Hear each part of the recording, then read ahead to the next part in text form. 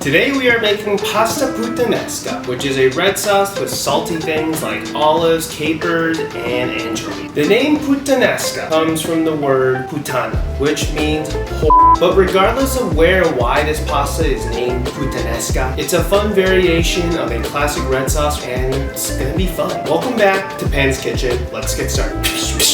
As always, let's start by boiling the pasta water and make sure to salt the water heavily. Note that if you're using a saltier olive like calabrian, put in less salt so you don't oversalt the pasta. Not a ton of prep today, which makes this one pretty easy to put together, but I did want to show off my new booze block. Thank you very much, Anne-Marie and Melanie. Let's start prepping our 4 cloves of garlic. Cut off the nub, then cut in half lengthwise, peel off the skins, and thinly slice.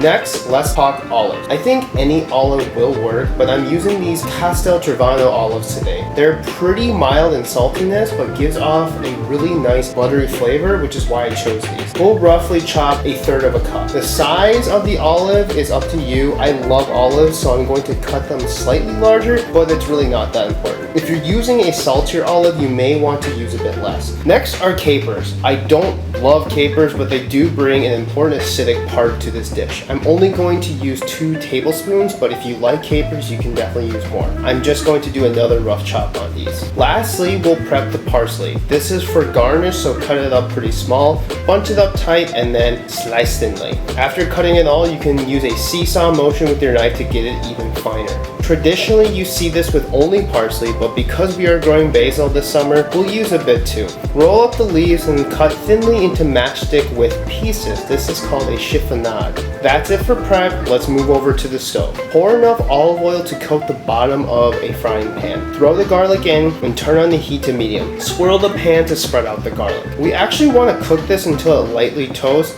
so slightly golden brown. But keep an eye on this because garlic can go from toasted to burnt very quickly. As soon as the garlic is toasted, add in the olives, capers, and 1 tablespoon of chopped calabrian chilies. This will add nice heat and flavor, but you can easily sub this in with 1 teaspoon of red pepper flake. Turn down the heat to medium-low if things start to splatter like crazy. And since we aren't adding anchovies, we will make up for that savoriness with MSG, but feel free to skip this if you like. We'll cook this mixture for about 2 minutes and then add in our tomatoes. I'm using these cherry tomatoes we got from Italy. They lend to a much sweeter taste, which is going to work perfectly to counteract all the acidic and salty elements of this dish. At the same time, we're going to start cooking the pasta. I'm using spaghetti, which is the most common shape for puttanesca. We'll cook for 2 minutes less than the package directions, so that's 8 minutes for me. Now that the pasta is in, let's go back to our sauce. The heat is on medium-low, and we just want the liquid to reduce slightly. I'm going to crush each of these tomatoes with a pair of tongs instead of letting them pop on their own, since it will be way more messy that way. If the sauce is too bubbly, turn down the heat. If the sauce thickens too fast before the pasta is done, adjust the consistency with pasta water.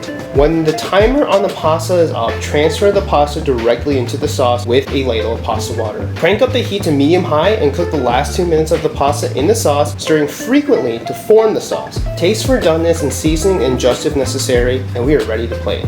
As I always do, I grab a serving of pasta with my tongs and slowly lower it into the plate while rotating the plate with my other hand to create a beautiful nest of pasta. Lay some olives and tomatoes in the middle, top with your basil and parsley, and maybe even a little bit of vegan parm if you want. And here we go, our pasta puttanesca is done. Woo-woo! Alright, here we go.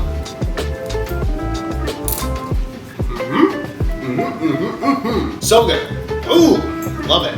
Those olives are so buttery, it's insane. And the sauce is like a great balance between salty, savory. It all comes together in a beautiful package. Delicious. God dang it, that's good. Very happy Panda right now.